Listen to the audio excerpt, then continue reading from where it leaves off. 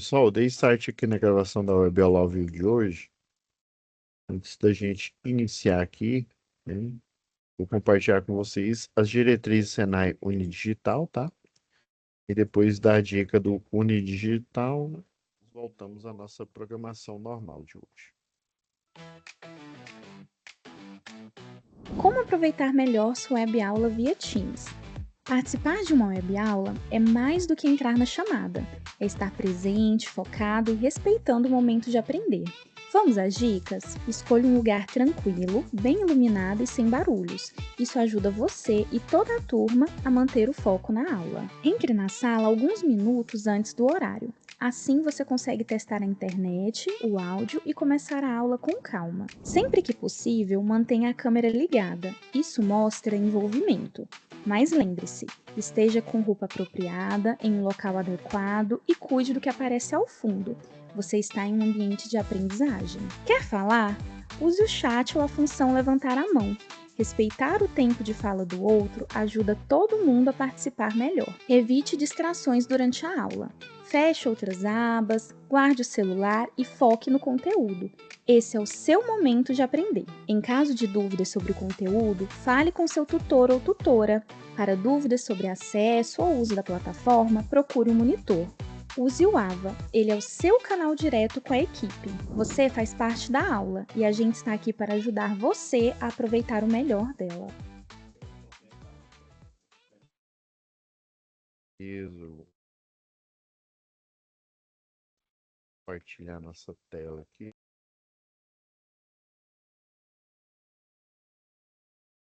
Então, na última aula foi sobre, né, a atividade 3, que basicamente já ensaiando, né, para o eletrotécnico, né, o futuro eletrotécnico, também serve para o futuro engenheiro eletricista, né?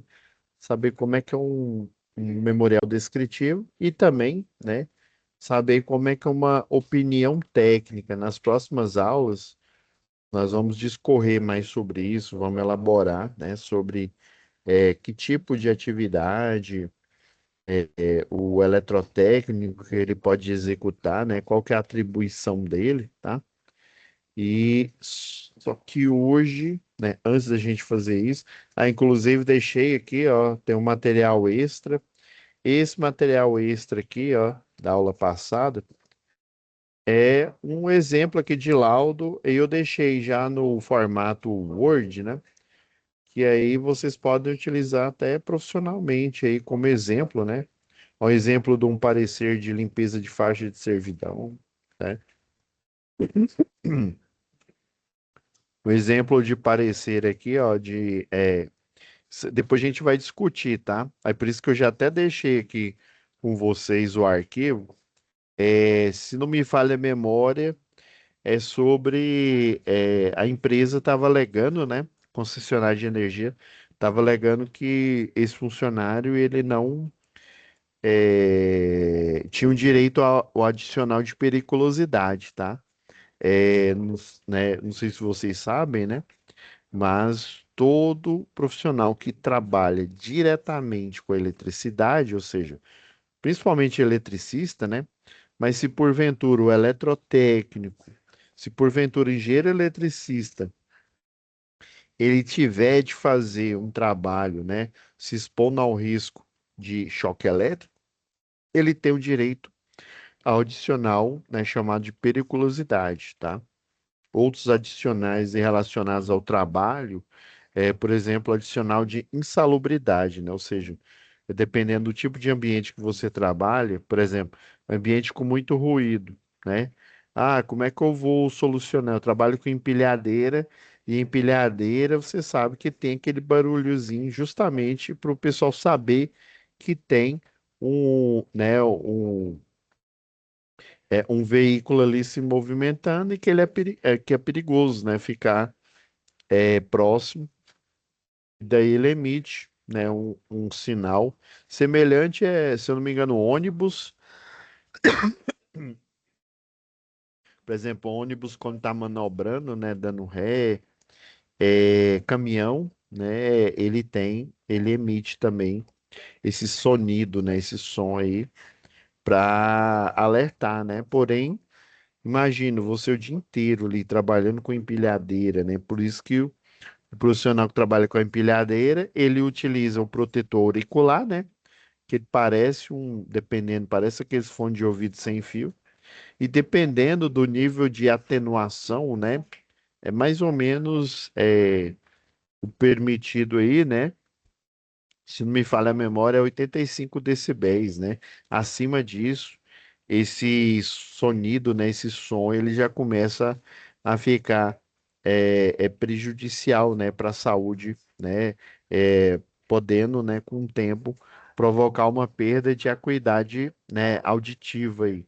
E aí você utiliza ele e geralmente o da empilhadeira, além de utilizar protetor auricular, por cima eu utilizo um parecido com esse aqui, ó, que eu estou utilizando, né? Que é parecido com headphone, só que é um abafador, né? O importante é você diminuir, né? Atenuar esse, esse barulho intermitente, né? Para baixo da faixa, né? De segurança aí, tá? Então, é, tem a resolução aqui do Conselho dos Técnicos, né? Que eu prometi aí para vocês que a gente vai discutir, tá? Discutir sobre essa resolução nas próximas aulas, tá? É importante você, futuro eletrotécnico, saber quais que são as suas atribuições, né? Tanto o eletrotécnico, o tecnólogo, o engenheiro eletricista, quando ele termina o curso, né? Ele, depois que ele pega o diploma, ele apresenta no seu conselho de classe e daí ele faz o requerimento, né? O requerimento para a habilitação técnica. Quando você finaliza o curso, o nome técnico, né, que a Câmara de Educação, né, dá, e também o CREA, também o CFT, né, o Conselho Federal dos Técnicos, o nome técnico é qualificação, tá? Eu sei que qualificação, né, essa palavra, assim, sem contexto, né, para o português aí, Brasil, ela diz que você tem uma qualificação, uma qualidade, né, uma habilidade. Já para a Câmara de Educação, né, essa qualificação para o CREA, né, para o Conselho dos Técnicos, a qualificação significa que você tem um curso, né, técnico ou curso superior na atividade, inclusive você, né, geralmente lá no CFT, né, você é um técnico industrial com especialização em, no caso do eletrotécnico, em eletrotécnica, tá?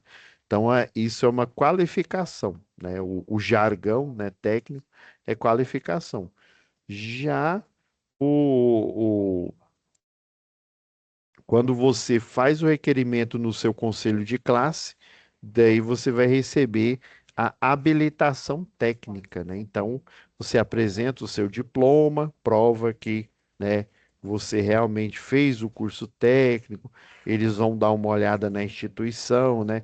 Ver se a instituição tem autorização, né, pelo MEC aí, e comprovando, vendo se está tudo ok, daí eles vão emitir, né, a sua habilitação técnica.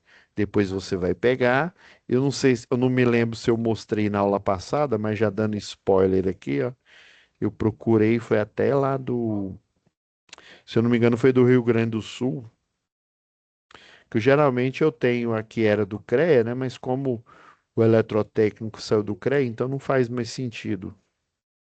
É bom mostrar um padrão, né? Sua habilitação ela vai ter mais ou menos aqui esse padrão aqui, ó, a parte da frente, né? Com o RNP, né? O Registro Nacional do Técnico, tá? A validade, geralmente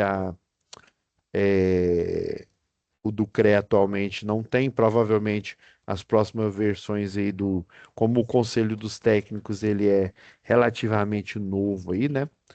Então, provavelmente a próxima versão ela deve ter um chip aqui, né?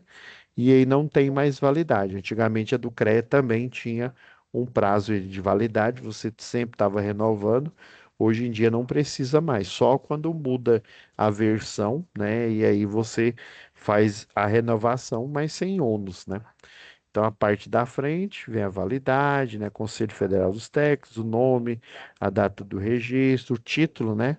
Você é o técnico industrial, né? Só que técnico em eletrotécnica. Nesse exemplo que eu peguei, que é eletrônica, e a parte de trás aqui, ó, tem um QR Code, né? O QR Code, ele já é semelhante à carteira de identidade, né? QR Code aí, ele já passa, né, inclusive, né, dependendo, quando você for trabalhar numa empresa e você já tiver, né, a sua habilitação técnica, né, porque tem muitos profissionais que não tiram, tá? Não tiram porque, né, às vezes não trabalham, diretamente ou trabalham e não tem essa necessidade de ter habilitação técnica, então eles apresentam apenas o diploma, tá? Dependendo da empresa, você apresentando só o diploma, já está tudo ok, está tudo certo. Mas tem empresa, por exemplo, se você for responsável técnico pela empresa, aí, obviamente, você vai ter que ter habilitação técnica, senão a empresa não te coloca como responsável técnico. Isso é uma exigência, né? Por exemplo, quando a empresa ela participa de pregão eletrônico, né? Licitação para igual as terceirizadas aí da Equatorial, né? Então, você pode ser, né, um técnico responsável desde que você seja habilitado, né? Então, você pode ser qualificado, você pode ter o curso, mas se você não quiser, você não precisa ter habilitação técnica, né? Mas você querendo, você tem que reativar. Muitos ativam, utilizam, não, não faz sentido agora, sei lá. Às vezes eu estou ministrando aula há muito tempo, né? Igual eu conheço alguns professores, né? Tem professores de carreira que é doutor, PhD, e que eles falaram que só tiraram naquela época e depois, não é que cancelaram, eles é, congelaram, vamos dizer assim, né? A habilitação técnica, porque eles lidavam só com o ensino, né? Não estavam mais no mercado de trabalho, então não fazia sentido para eles pagar uma anuidade, né, de algo que você não utiliza, né? Então, pode ser que você, né, no final do curso queira tirar ou não, né? Mas aí fica de opção aí do profissional, mas que fique bem claro que vai limitar, né, o espectro aí de oportunidades profissionais que você vai ter, né? Por exemplo, participar de perícias, né? Geralmente eles pedem alguém que é habilitado, né? Seja técnico, seja engenheiro e por aí vai, tá? Beleza. Só para a gente citar, se situar aqui. Agora, a atividade que eu havia esquecido aqui, que está faltando, é essa aqui, a 4, que ela está listada aqui como 4. Inclusive, aqui, ó, que ela tá como a 3 está como atividade 2, viu? Não sei se você percebeu aí, Washington, aí. Agora eu tô vendo aqui, ó. Essa é a 1, essa é a 3, que na verdade já tá como 2, e essa aqui é a 4, tá? Vamos lá. Deixa eu, deixa eu pegar aqui a situação. Na verdade é a mesma, né? Deixa eu só comparar aqui.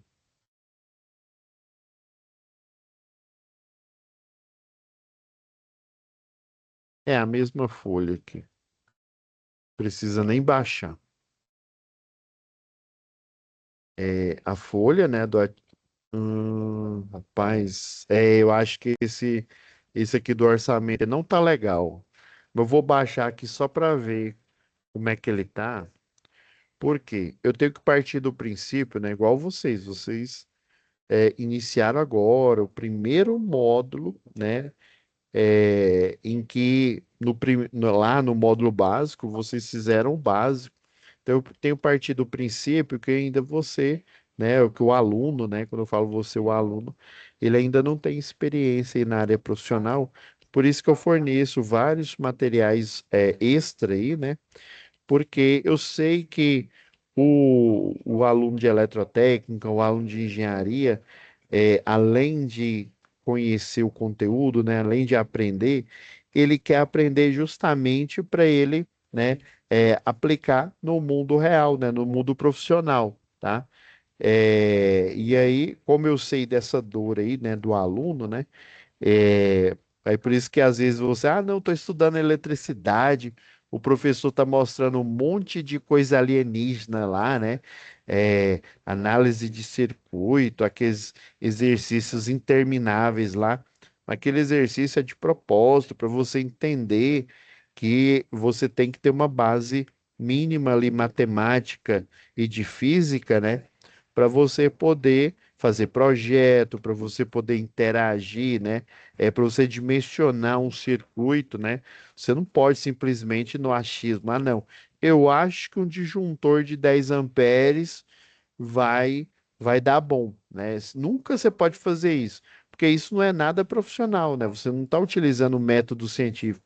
O método científico é você utilizar a base da matemática e da física, né? No caso, a eletricidade, para você fazer um bom dimensionamento. O que que é dimensionar? É você saber o tamanho das coisas. Tamanho de quê?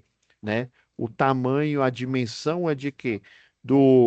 O condutor, qual que é a bitola desse condutor, qual que é a corrente elétrica que vai fluir, né? Imagina se tudo, toda instalação, todo projeto, você, né, futuro eletrotécnico, futuro engenheiro eletricista, fosse fazer no achismo. Eu acho, tem uma voz na minha mente aqui falando que um disjuntor de 10 vai dar bom. Não. Essa máquina de corte a plasma, eu acho que se botar um disjuntor de 100 amperes aí vai dar bom. Aí nesse acha, eu acho, aí o que que acontece? O seu cliente, a empresa que você trabalha, ela vai gastar dinheiro à toa, porque no achismo não existe, né, a ideia de projeto, é achismo, né? Se a gente fosse fazer tudo por achismo, não existiria esse curso que você está fazendo aqui, né, o eletrotécnico, não existia engenharia, era só você pensar da sua cabeça, não, eu vou pôr um cabo de 4 milímetros, vai dar bom lá do transformador, até na minha indústria, para rodar, sei lá, 300 motor separado em cada processo produtivo. Será que isso vai dar bom? Com certeza não, né? Você tem que calcular tudo, inclusive uma observação que muita gente que não é da área faz, né? Aí projeto é tão fácil, é só eu desenhar um triangulinho, esse triangulinho pelos poderes de Grayskull é uma tomada. É aquela circunferência com o número um é o circuito, os 60 que você coloca lá é 60 watts, né? E aí pronto, o comando é o comando B, né? Nossa, é tão fácil, né? Por que que você colocou 60 ali, né? Qual que é o motivo de você ter colocado 60? Você poderia ter colocado outro valor, né? Inclusive, quando você projeta pensando na potência aparente, não na potência que realiza trabalho, né? Existem máquinas, por exemplo, o motor elétrico, ele tem um comportamento diferente. Ele precisa gerar campo magnético para ele girar sozinho. Já o gerador lá na hidrelétrica, por exemplo, ele precisa ter densidade de campo magnético, porque senão não adianta nada. Você pode pôr uma queda d'água infinita ali de altura e, né, se eu não tiver campo magnético lá no gerador, ele não gera potencial elétrico. Você não roda o sistema elétrico de potência, todo mundo fica sem energia. Então eu preciso parte dessa energia sacrificar em quê? Em utilizar ela para gerar campo magnético, né? É aquela história, não existe almoço grátis, né? Por exemplo, você compra um carro, né? Um carro é fácil, além dele ser caro, ele tem o quê? Se eu só comprar o carro, não colocar combustível, não trocar pneu, não fazer manutenção, o carro não vai, né, não vai andar sozinho. Se eu não dirigir, se eu não tirar uma habilitação, né? Então, tudo tem um custo, né? E o custo, né, da eletrotécnica, da engenharia, é você projetar. Só que você projeta fazendo cálculo, fazendo desenho, né? Aí a partir desse desenho, desse cálculo, é que os seus projetos, suas instalações, elas vão se materializar, né? É mais econômico, dependendo, às vezes você faz uma simulação, essa simulação vai te mostrar como é que é o comportamento da máquina, o CLP, né? Tem CLP que é super caro. Eu não vou ficar comprando vários e testando. Eu projeto, vejo quais que as funções, a quantidade de porta lógica, né? Porta digital, porta analógica, entradas e saídas que eu vou precisar para tocar aquele processo produtivo ou parte daquele processo produtivo ali. E outra parte é o orçamento, né? Inclusive, né, é o da nossa atividade aqui, ó. Deixa eu colocar a descrição aqui, ó. Eu já vou tirar uma dúvida aqui.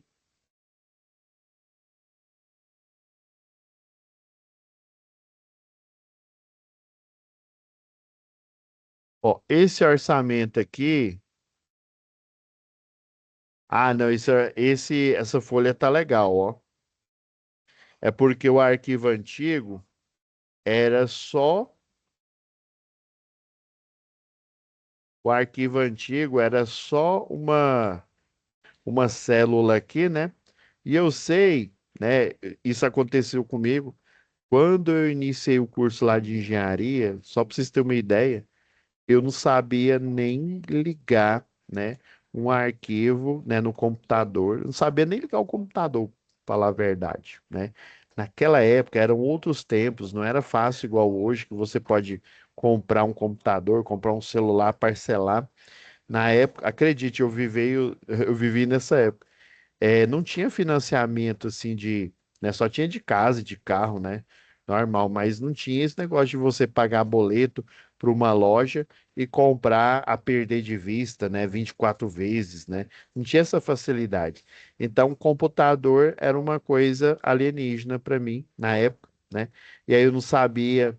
é, criar um mero arquivo no Word, quiçá piorou aqui no Excel, né? O Excel ainda é muito mais evoluído do que o Word, porque o Word é só texto e imagem.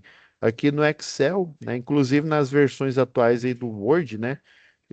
Também dá para você colocar planilha, né? Já o Excel, além de texto de imagem, né? Ele tem esse padrão aqui.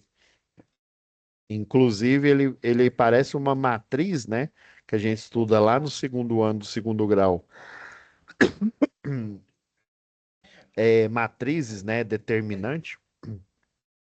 Inclusive, é de propósito, porque não sei se vocês sabem, hein?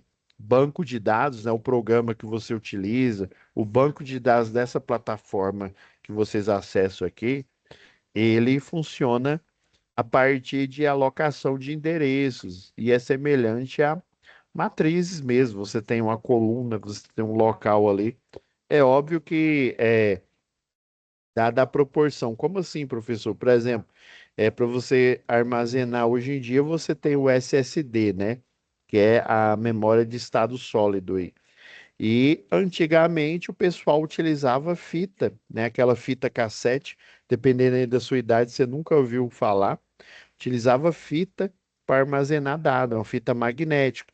Ela tem um grande problema quando você, principalmente perto de TVs, as TVs antigas, geladeira, né, que é tudo magnetizado, você poderia perder os dados, capacidade baixa.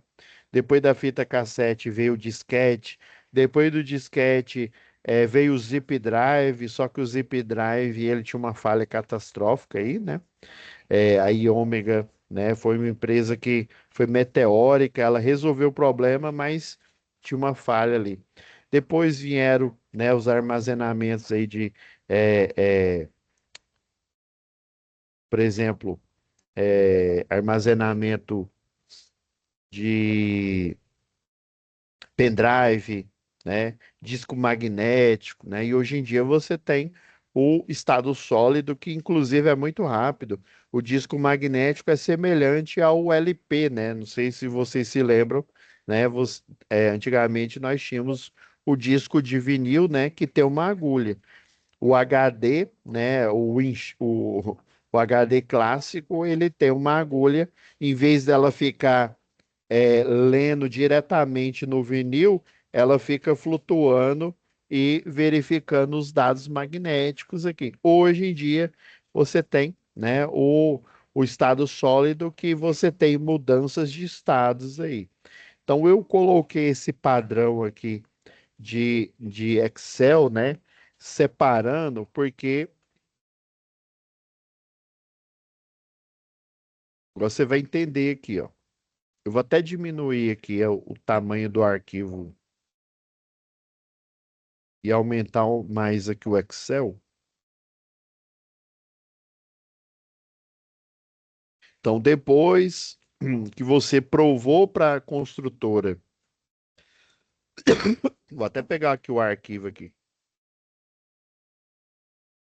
Eu vou só fechar ele aqui, galera. Como eu vi que ele tá ok, vou colocar na pasta aqui de vocês.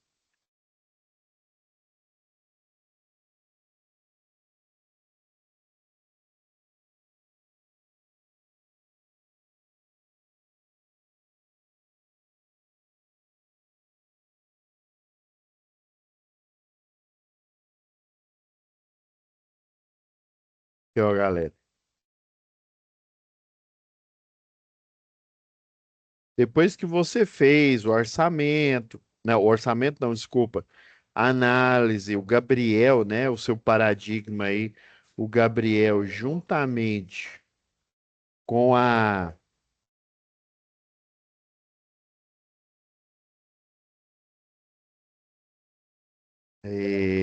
esqueci o nome da sua chefe. A sua chefe é a Natália, né? Aí você tá no papel aí de estagiário. Vocês fizeram uma inspeção visual, né? Na casa da dona Tânia. Detectaram alguns problemas, né? Já vou passar a capivara dos problemas aí. Qual que é o maior problema aqui? Eu só tenho um único circuito para essa edificação. Inclusive, eu tenho um circuito de iluminação, é o 1. As tomadas, se você perceber, é o circuito 1 também. E lá na NBS 5410, ela fala que circuitos de iluminação e tomada de uso geral têm que ser segregados. Professor, traduz para português. Segregados são separados, tá? Então, você, né? Deixa eu desenhar aqui. Geralmente, ó, lá na medição que vem aqui de fora, ó, você tem o disjuntor. Peraí, deixa eu apagar aqui, desenha. Você tem um disjuntor geral. Vamos supor que esse cliente é monofásico, uma fase, um tracinho, né? Vamos supor que é um disjuntor de 60 amperes aqui, monofásico. E aí, ligado nele, você tem o quê? O medidor de energia, que o pessoal chama de relógio. Pelo amor de Deus, não chama de relógio. Relógio é isso aqui, ó. Quilowatt-hora, o medidor de energia. Aí lá do medidor de energia, vai para sua caixa ou quadro, né, de distribuição. Aí aqui no quadro de distribuição você vai ter o geral, que ele geralmente, ó, tem a mesma corrente ou amperagem, né, do que a medição, tá? E provavelmente aqui, ó, ele fala, se você ler atentamente aqui, ele fala que essa é a medição da dona Tânia. Então quer dizer que eu tenho um medidor de energia e eu tenho já o disjuntor. E esse único disjuntor geral, ele vem aqui para esse quadro aqui, ó. E aí eu só tenho um pelo que, pela numeração que eu estou vendo aqui, você só tem um disjuntor. O ideal é você ter o quê? O geral Circuito 1, iluminação. Circuito 2, tomada de uso geral, que são essas tomadas aqui, ó, da dona Tânia. Então, não está em conformidade com o NBS 5410. Foi isso que você é, tem que fazer lá no laudo lá, tá? Tomadas de uso geral, tá? E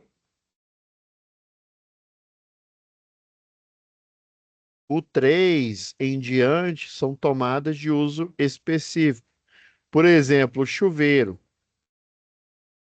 Olhando aqui, ó, aqui não tem o nome dos ambientes, mas provavelmente esse ambiente aqui, ó, que é a entrada da Dona Tânia, que deve ser um quarto, deve ser uma casa, né, um barracão, né, ou um kitnet, ó, um quarto. Aqui tem a cozinha, né?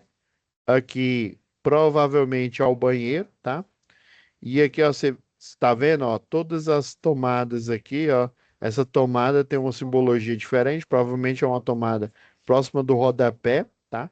Essa tomada aqui, provavelmente, como ela tem um desenho diferente, eu tô chutando que ela seja, né? Eu acredito que ela seja uma tomada média, tá? Mas eu tô vendo, ó, tá vendo que essa daqui ela tem um tracinho aqui, ó. Tá vendo que ela tem um tracinho aqui, então ela deve ser diferente. Tá vendo que essa daqui, ó, ela é totalmente achurada, né? O pessoal, ela é totalmente preenchida. Geralmente, esse tipo de simbologia, ele representa uma tomada, um ponto de força, na verdade, que fica próximo do forro ali, às vezes até no forro, dependendo aí da nomenclatura. E esse daqui é para chuveiro, ou seja, iluminação, tomada de uso geral e chuveiro tá aqui na casa da dona Tânia, num disjuntor só. Provavelmente esse é o motivo da casa da dona Tânia ter um monte de problema que ela relatou, né?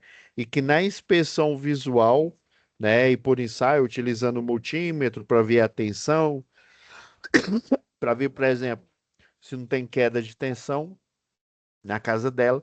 Então, tudo isso você relatou, né? Fez esse croquis, né? O croquis é um desenho simples mostrando para a construtora, né, o motivo dela precisar dessa reforma, tá?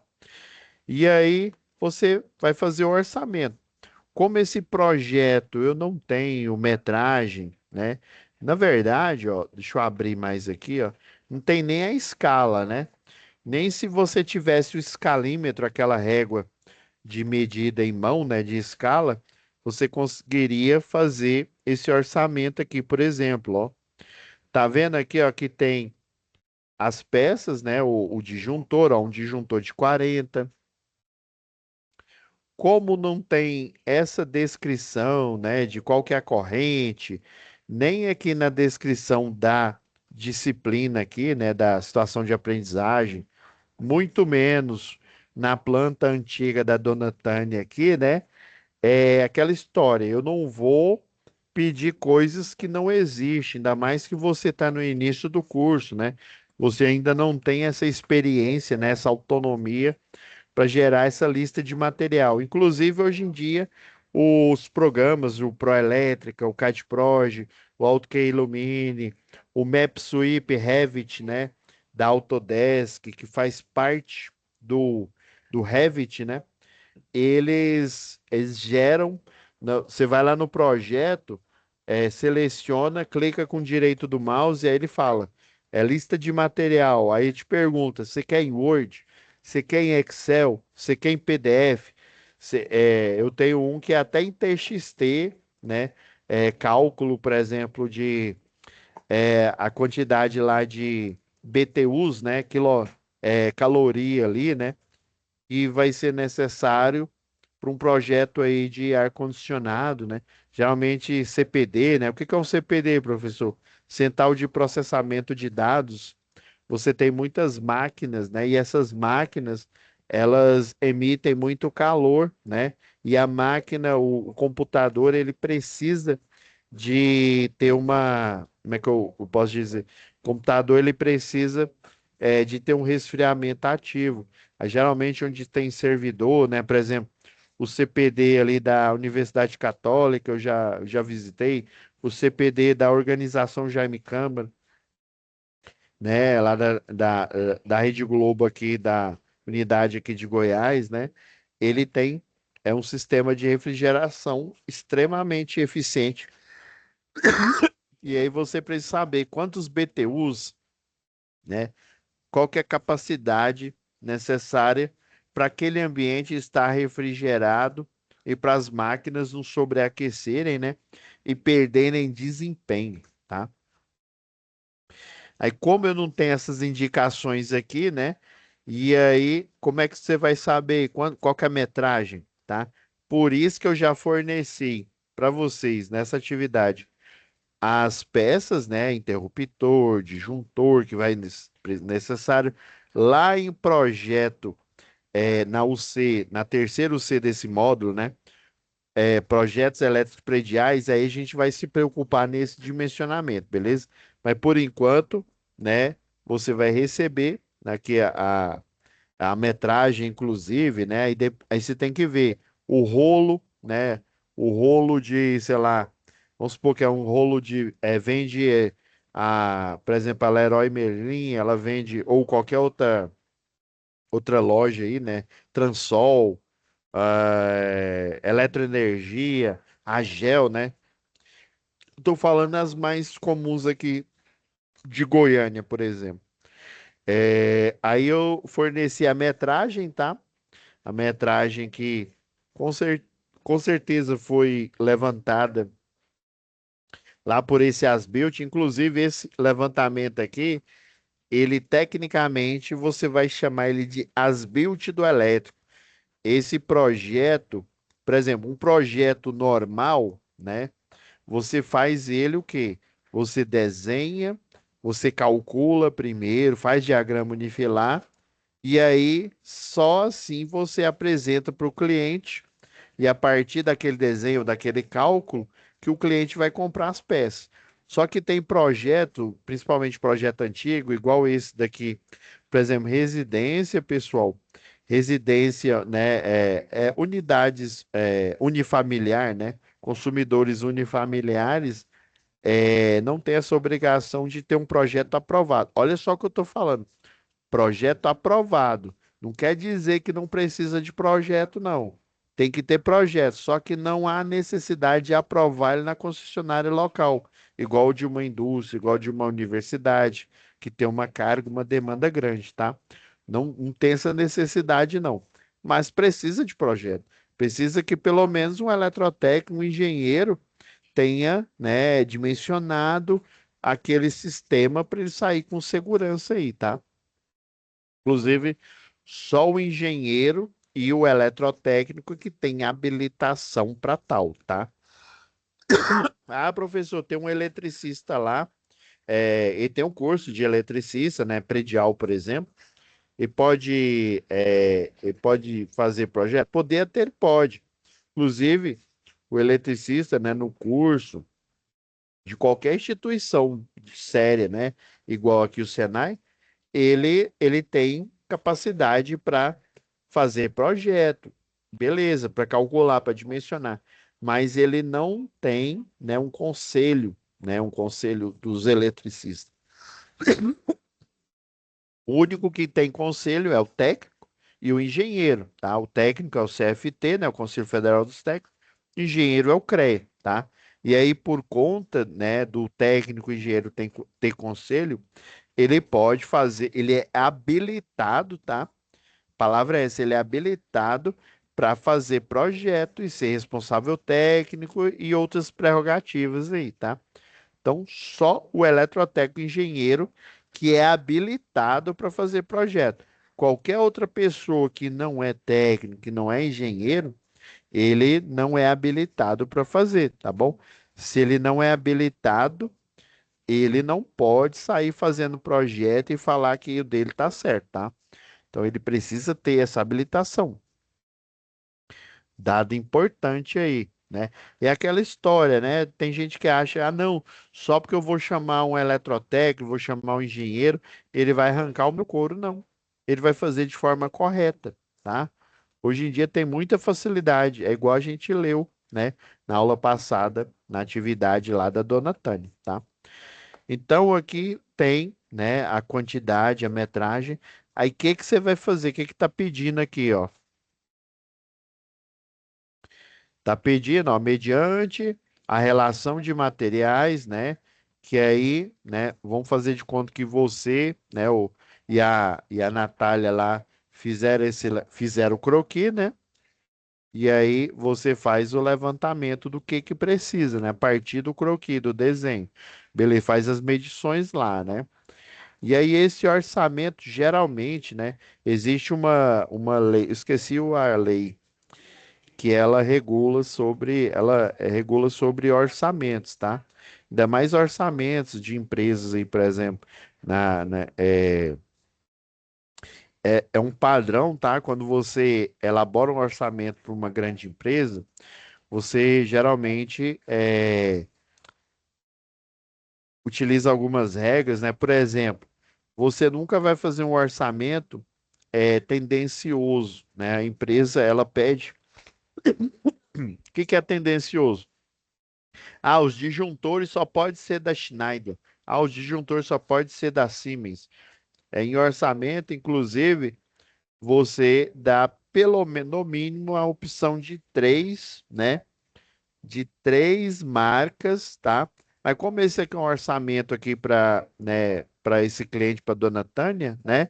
Você vai falar, né, esse orçamento independente, é porque é o seguinte, na verdade, o orçamento mesmo de uma grande empresa, nem o eletrotécnico, nem o engenheiro toca. Por quê? Igual eu falei, tem o programa que ele reconhece, faz a lista de material e você manda para um profissional que geralmente numa construtora grande tem, que é chamado de orçamentista, tá?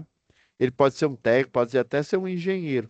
Aí esse orçamentista, de posse dessa planilha que você extraiu do programa, ele vai fazer a tomada de preços, tá? E aí ele pega, né? Nem sempre é o mais barato, dependendo se for, né, um órgão público aí, né?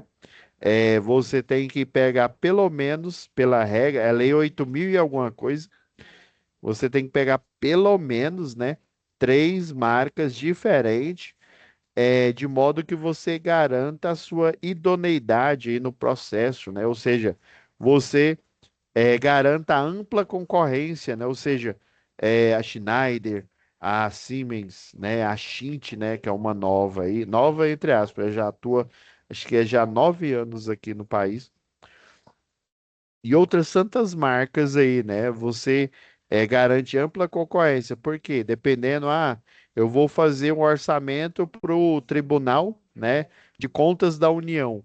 E aí, né, eu tenho um amigo que ele é fechado ali com a Siemens. Aí eu pego e falo, ó, tem que ser tudo Siemens. Não, né? Verdade, você quer um disjuntor de 40 amperes.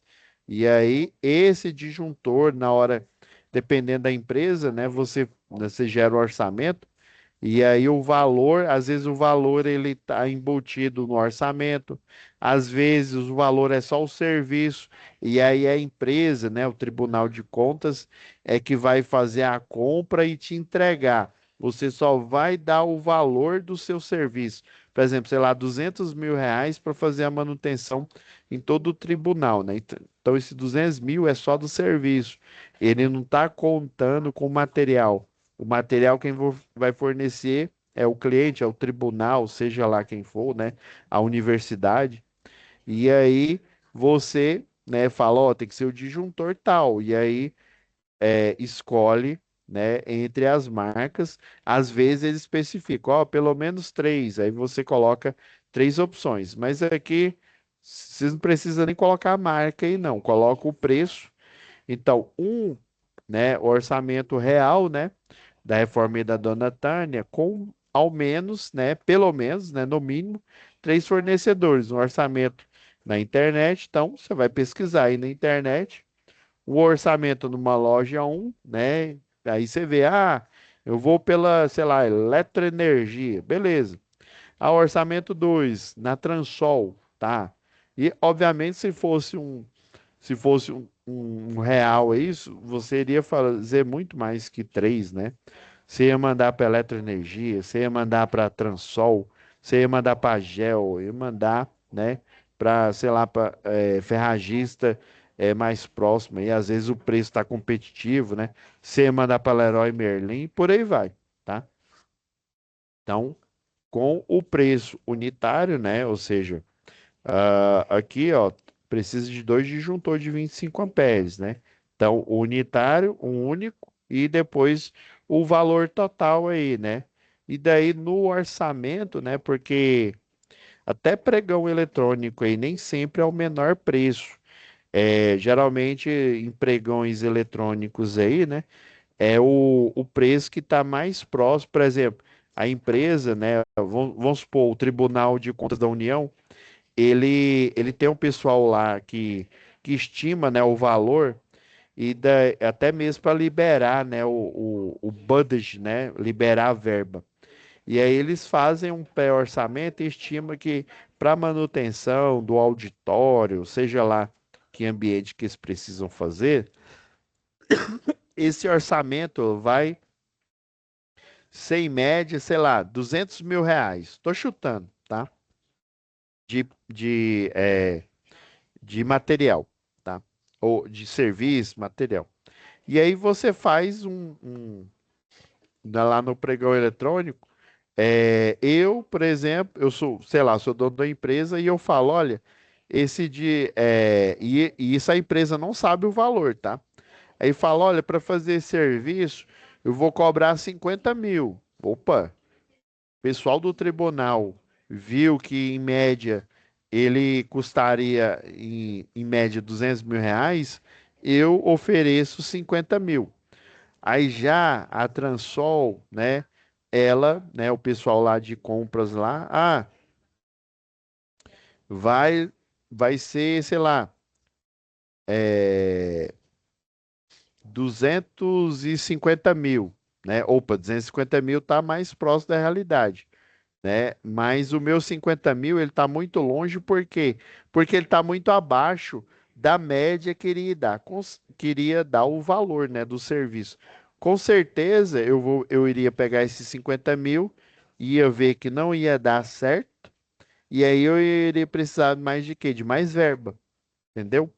Então ele tem que ser próximo, se eu não me engano, o termo é ponto de equilíbrio ali, né? É o ponto de equilíbrio.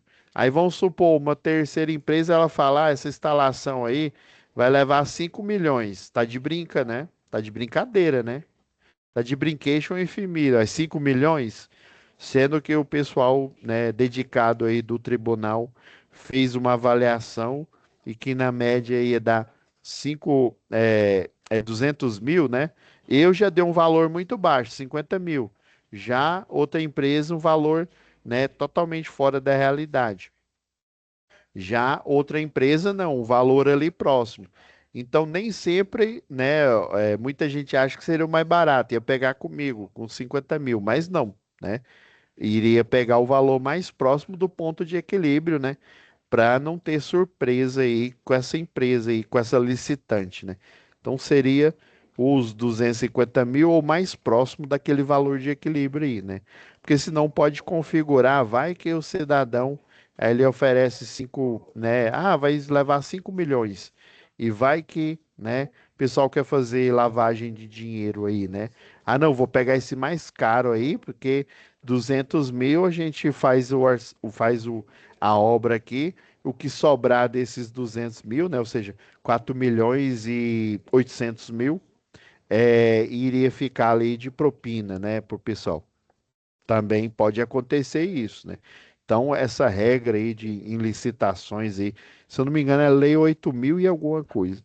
É justamente para você garantir a idoneidade nos processos licitatórios, tá? Mas e como é uma tarefa inicial para vocês entenderem como é que funciona, tá? Não precisa ser tão preciosista assim, tá? Então, só 3 orçamentos, um extraído da internet, já tem aqui a metragem e a quantidade de insumos, né, de juntores, né, e por aí vai, conduíte, né, outro de uma loja um que você escolhe aí, né, e outro de uma segunda loja, beleza? Beleza? Pelo ao menos três, tá bom? Então essa é a atividade 4. Daí na próxima aula, né, já dando spoiler aí da próxima aula, vamos, né, falar mais, né? Depois que a gente já finalizou a análise de cada atividade, já vamos adentrar mais no universo da eletrotécnica, né? A gente vai esquadrinhar, né? Né? A gente vai, foi bom, né? Nós vamos, né? Eu matei o português agora, né? Nós vamos esquadrinhar ali a. Cadê seus estudos, né, professor? Nós vamos esquadrinhar a resolução 74 aí do Conselho Federal dos Técnicos e vocês vão descobrir cada atribuição, vamos fazer análise. Por isso que eu já forneci para vocês exemplo de laudo, exemplo de parecer técnico, né? Em formato Word para você guardar e para você entender, né, que como que faz, né, e a gente sair daquela lenda urbana, né, de que só engenheiro que pode fazer um laudo técnico. Não, também o eletrotécnico, mas com a ressalva, né, por exemplo, subestação é até a carga de 800 kVA em potência ativa, tá? Já o engenheiro não, né? Ele tem amplo de qualquer subestação, ele pode se responsabilizar tecnicamente, tá bom? Então é isso. Muito obrigado, tá, pessoal? Tenham, né, bons estudos aí no momento presencial que vai acontecer aí amanhã, tá? Fiquem com Deus e até a próxima web aula ao vivo. Tchau, tchau, galera. Ah, eu já fiz o alinhamento, tá? Com o professor de vocês aqui. Se eu não me engano, é Fernando aí que vai. Porque geralmente era o Glauber, né? Mas acho que ele nem tá indo mais na unidade. E o professor João, tá? Aí vai ser esse Fernando, o professor Fernando, que vai assumir. Eu não sei se vão ser as aulas para frente, tá? Mas aí ele já forneci o material para ele, falei quantas aulas, né? O cronograma aqui, tá? Aí ele vai assumir a partir da. Não, desculpa, gente. Não é, eu já eu tô confundindo, é porque tem outra turma, essa é do Jardim Colorado, a de vocês aí, tá? Eu já fiz o alinhamento, beleza? Então é isso.